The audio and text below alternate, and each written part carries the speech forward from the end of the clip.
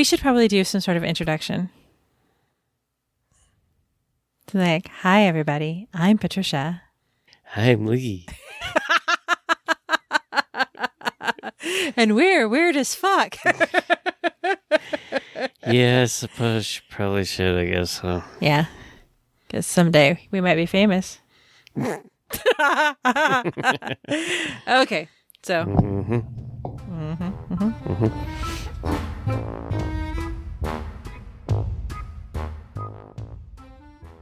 So happy Thanksgiving.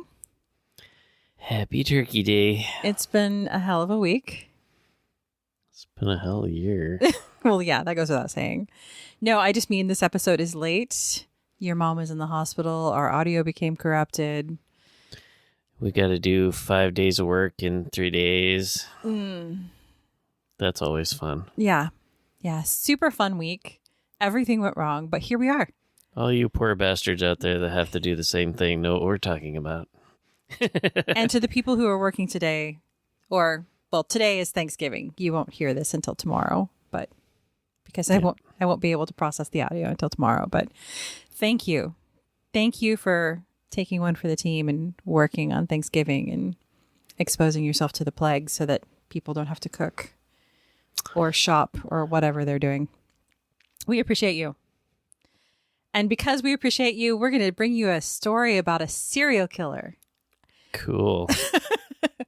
Potentially one of the main inspirations for the character Dexter. I like that show. I know you like that show. And a lot of people really, really like the premise of a serial killer killing other serial killers. That he goes out and picks the assholes that should die. And that's what I like about the show. If I was a serial killer, I would do that kind of shit. Well, then you're going to love the story of Pedro Rodrigues Filho, who, like I said, is potentially the inspiration for the character Dexter. So Pedro was born into really rough circumstances in 1954. His mom was... It doesn't really say what his mom did for a living, if she was more than just a stay-at-home mom. But his dad was a stone-cold bastard who was a drunk and regularly beat his mom. He beat her so badly when she was pregnant with him that he was born with a skull fracture. That's fucked up. Do you know how hard it is to fracture a newborn skull? Very hard. It's very flexible. They're made to be flexible so they can pass through the birth canal. So yeah, that was Pedro's introduction to life. He was born damaged from the outset, which some experts think could have contributed to his behavior later on in life. We all know that brain injuries can cause wild changes in people's personalities. And his brain wasn't even still forming at that time. So. Exactly. Poor kid never had a chance. And I think that explains a lot. It doesn't excuse it, obviously, but I think it explains a lot of why Pedro did the things that he did later on in life. So, as I said, he was born with a skull fracture because of this just brutal beating that he got. And from there, it didn't get any better. His life as a child was chaotic. His family was impoverished. He was often the victim of beatings from his dad. Obviously, if they're going to beat their wife, they're absolutely going to beat their children as well. Especially if she's pregnant and he has no problem punching her in the gut. Not just pregnant, but enormously, obviously pregnant and completely incapable of getting away from him. Awesome guy. He was a sweetie, yeah. He should be the first victim. So it's my opinion and that of actual experts who know far more than I do about human development, that if his initial brain injury hadn't made him into a psychopath, that coming up in this environment probably would have. I mean, imagine being beaten regularly. You don't know where your next meal is going to come from. You're constantly cold and uncomfortable and life is uncertain. Things were bad for Pedro from the beginning. When he was a teenager, he, and when I say teenager, I mean just barely a teenager. He was 13 years old when he got into an altercation with a cousin. The details on what the argument was about was sketchy, but what we do know is that it escalated from a verbal confrontation to a physical one, and Pedro shoved his cousin into a sugarcane press and tried to kill him. He was 13. Off to a great start. Off to a banging start. Fortunately for his cousin, he was rescued and wasn't pressed to death. But Pedro didn't stop there. Just within the next year, the deputy mayor of Santa Rita de Sapucay? I don't know how to pronounce it. I should back up and say that, Pedro was from Brazil. So, yay that the psychopath this time didn't come from America. So, woohoo. Like we don't have a whole shitload of them here. Well, it's said that America has more serial killers than anywhere else in the world. Yep. I don't believe that's true. I just think that ours are more publicly known. We have a little better law system than a lot of places do. Well, that, and we like to sensationalize things like that. It hits the news. In some other countries, that's not something that you want to advertise to everybody else. Hey, come visit us. We have 16 serial killers on the loose right now. Keep it on the down low. But this is in Brazil. And remember, Pedro was born in 1954. So this is 1967. So middle of the 20th century, probably not. The news wasn't a 24-hour news cycle that we could constantly blast things onto the internet and social media, and people were constantly getting this information. So who knows what was going on in the mid-60s, but we do know that Pedro was around. So just within a year after trying to kill his cousin in the sugarcane press, unsuccessfully, Pedro's dad had an altercation with the deputy mayor of the city that they lived in, Santa Rita de Sapucay. I'm probably really mispronouncing that, and I'm so sorry to everyone who speaks Spanish and who's screaming at me right now. Really, my apologies. Accused his father, who was a security guard at a school, of stealing food from the kitchen. And I don't know if there's any truth to it, but, you know, when your family's starving, yeah, it could be very I think it would possible. be justified. But his father was accused, and Pedro felt that this was a capital offense to accuse his father of being a thief. So, like any reasonable 14-year-old, Pedro stole his grandfather's shotgun and killed the deputy mayor. He was 14 years old. He shot the man to death on the steps of I think, City Hall. And then he killed the guard that actually stole food. So, twofer. He was 14 years old. I'm going to say that again. 14, and now he's a double murderer. Amazingly enough, or maybe not, considering the well-known corruption of the Brazilian police force, Pedro left. He just left. He walked away. And he went to Mogi das Cruzes in Greater Sao Paulo, Brazil, where he hooked up with some other young thugs and decided he would rob drug dealers and slaughter drug traffickers that he found in Sao Paulo because they were bad people. Well, nice he's picking somewhat. He murdered the deputy mayor time. and a security guard who stole food, and he's passing judgment on drug dealers. It's better than the other two that he killed. Yeah. So, you know, he's going through Sao Paulo, and he's robbing and murdering drug traffickers that he found. And during this time, he met the ravishing Maria Olympia. We'll just call her Olympia because there's a lot of Marias in this story. Yeah. Her husband had been something of a local drug lord, and it's not known whether Pedro was the one that killed him or if it was a rival, but he ended up dead. And Pedro, who at this point, please remember, is like 15, shacks up with her. And apparently he loved her very much. He really did. They were together for quite a while. They continued selling drugs and killing off the competition because, and this is where my brain gets a little broken, because he's killing drug dealers because they're selling drugs and they're murdering people, but he's selling drugs and murdering people who to sell drugs and murder. Anyway, so it becomes have to get money. It becomes very cyclical. And they were doing well.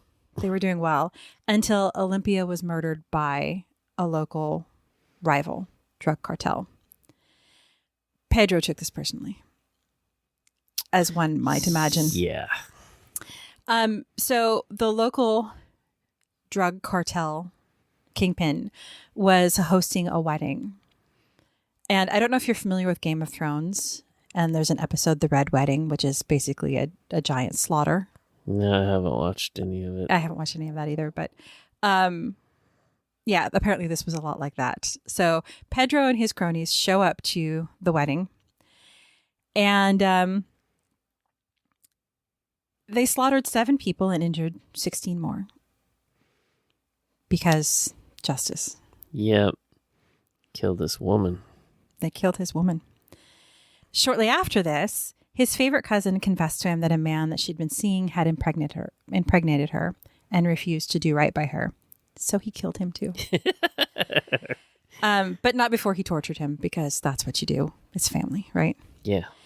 All right. So if you've been keeping track to this point, Pedro is still under the age of 18, and he's got 10 bodies to his credit. 10. 18.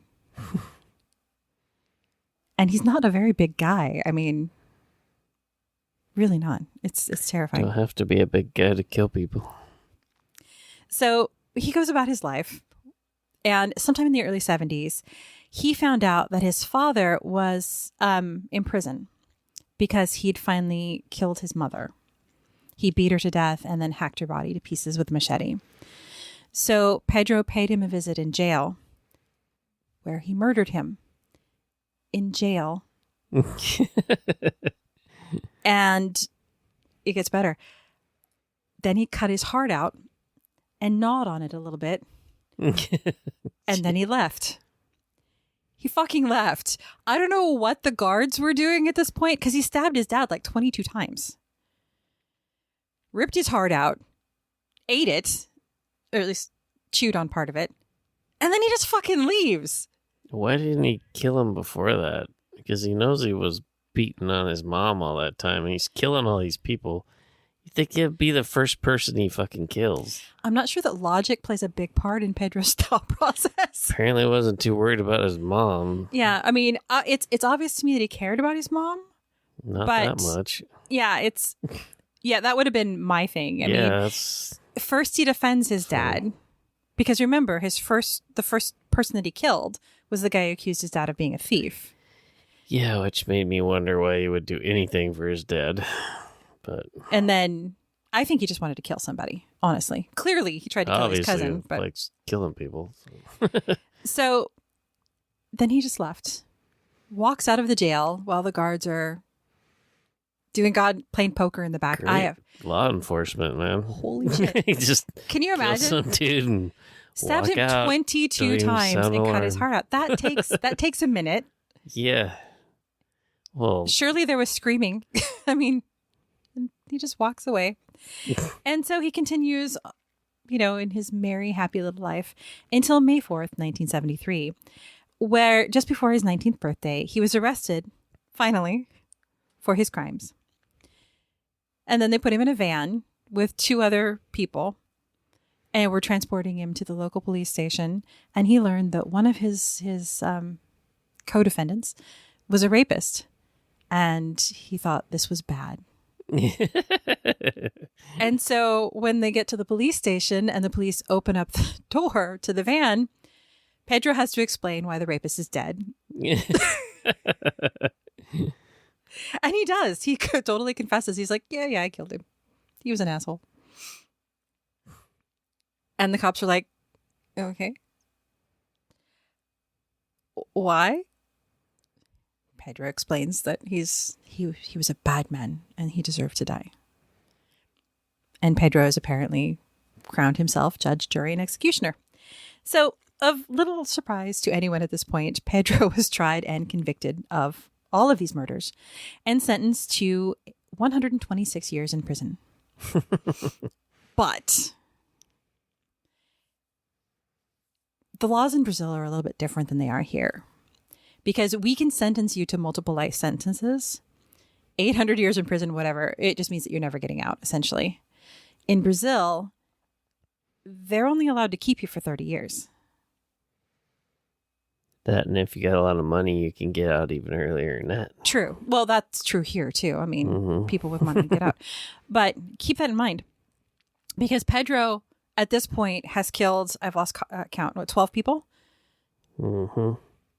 And he knows that he's only going to serve a maximum of about 30 years. And there's no death penalty. Or he'd have gotten it, surely. Yeah. So he goes to prison. And then things get really weird. Because while in prison, they put him into the cell with a guy who apparently snores like a buzzsaw. Pedro didn't like this. So Pedro killed him. And then he gets another cellmate who apparently is ugly, and Pedro does not like his face. So he kills him too. Well, he's definitely not what Dexter is at all, somewhat. Because he's just killing anybody that annoys him even, too. But then you think about Olympia, his girlfriend, and he didn't harm her. And he had plenty of... there were 2 guys in the van. He only killed one of them. So, I mean, I don't understand what his code is. Depends on the circumstances, apparently. Situational homicide. You snore, fuck you, I'm going to kill your ass. Yeah. So while he was in prison, several other drug cartels had members that were there as well. And it was well known that Pedro had gone on a little war against them. Right. Remember earlier in our story. Got lots of enemies. Exactly. And so they thought Pedro should die.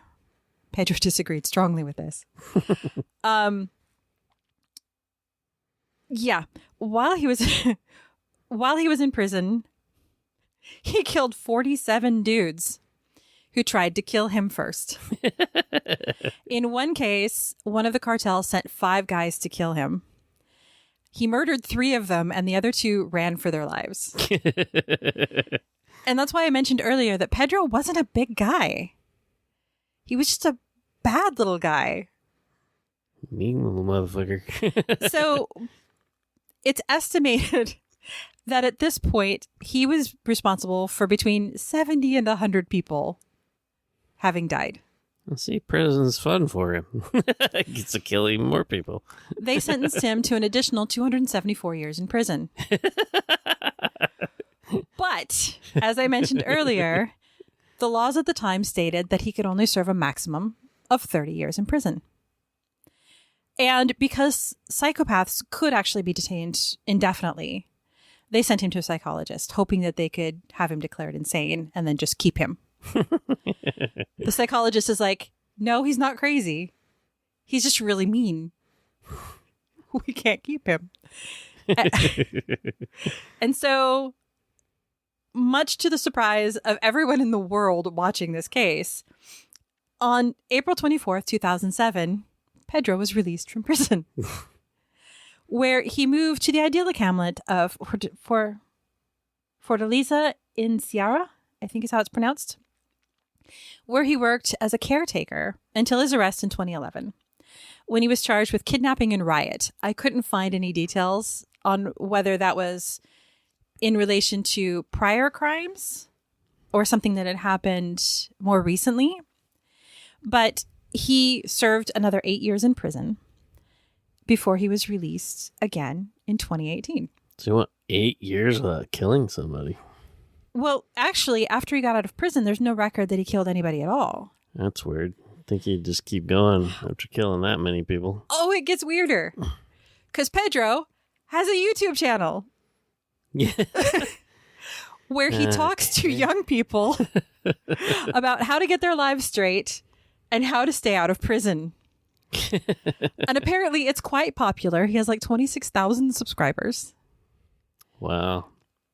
Where Pedro, one of the most prolific serial killers ever, tells you how to get right with your life. He says that he's a good Christian now. He's seen the errors of his ways, and he's sorry for most of his crimes and the harm they caused. So yeah, I mean, obviously he's Brazilian, so it's a Spanish language channel, but I've got links to it that will be in the blog post and in the show notes that you can go and you can link and you can actually see Pedro talk about how to do things right in your life and how to avoid a life of crime such as the one that he led, that led to him spending 30 years in prison for killing an estimated 100 people in Brazil. Yeah, in America, he would never be out. He would be in prison for the rest of his life. Well, and that's the thing that amazes me, because this is not the first Brazilian story that I've read where you have multiple murderers that have ended up just being released and just walking away. It's nuts. There's one guy, I forget his name, I'll have to look it up, but they know that he raped and murdered something like 50 young women. I mean, there were bodies everywhere when they found his killing fields where he was killing and burying these bodies. There were dozens of them. And some of these girls were young. And he did his time in prison and they released him and they have no idea where the fuck he is. He's wandering through Brazil somewhere. And psychologists have said that, yes, he is absolutely a threat to society. But there's nothing they can do because of the way the laws are written. That's goofy. Then why did they have 200 and something years? Maybe because it made him feel better to say, we tried. I don't know. I don't get it. I mean, I know the laws are pretty messed up in America too, that there are so many weird loopholes that people can literally get away with murder.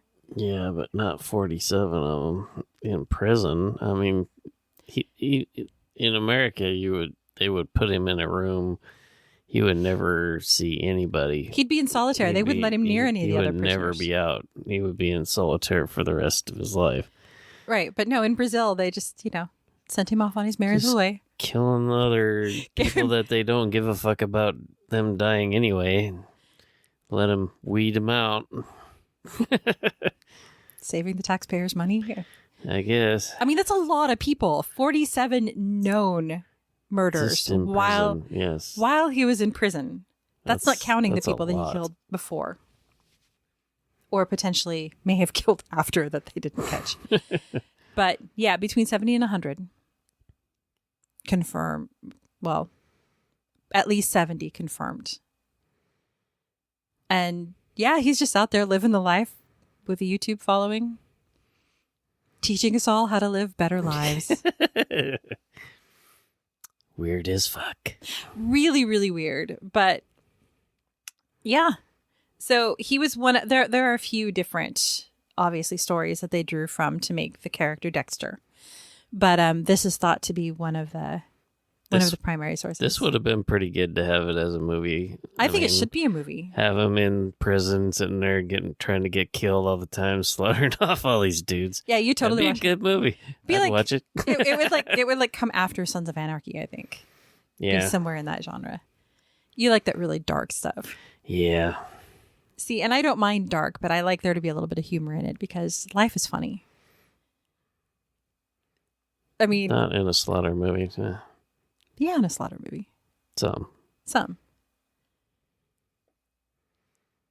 Well, there's a reason why the scary movie franchise has done so well.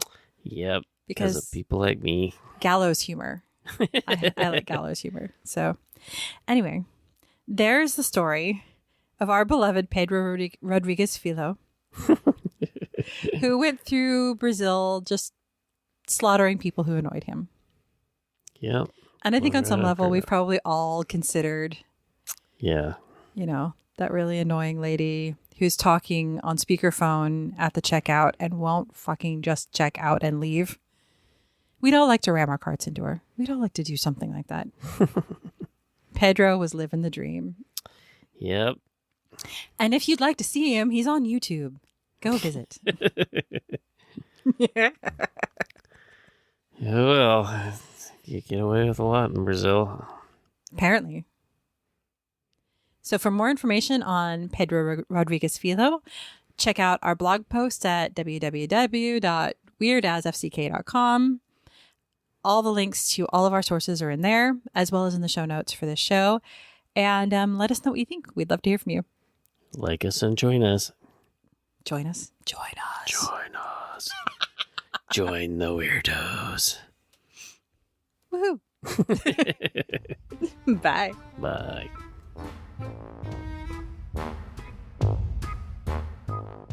Want to stay connected between shows? You can find us on Instagram at WeirdAsFCKPodcast, on Twitter at WeirdAsFuckPod1, on Facebook at WeirdAsFCKPodcast. Send us an email at weirdasfckkpodcast@gmail.com, or come on over to our website at www.weirdasfck.com. There you can check out our blog, pick up some merch, look over our sources, and even share your weird experiences. You might even make it on a future episode. We would love to hear from you. Until then, tune in and keep it weird.